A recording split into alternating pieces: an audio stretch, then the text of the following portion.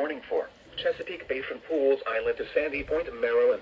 Chesapeake Bay north of Pools Island, Maryland, until 6 p.m.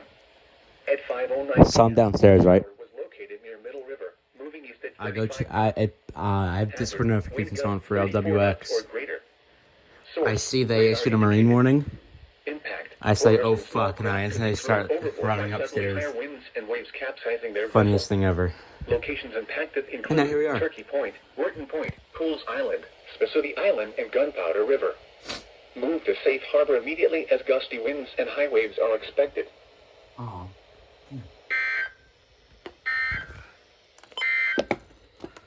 Here is the At least official you're acting, National yeah. Weather Service forecast for Lower Delaware Bay, issued at 11 p.m.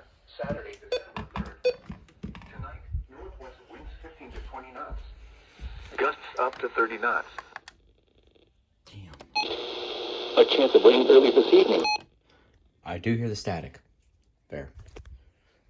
Oh my god, bro, I saw it. LWX issues marine warning up on top of my iPad screen. I instantly ran up here. Damn. Alright, well, there you go.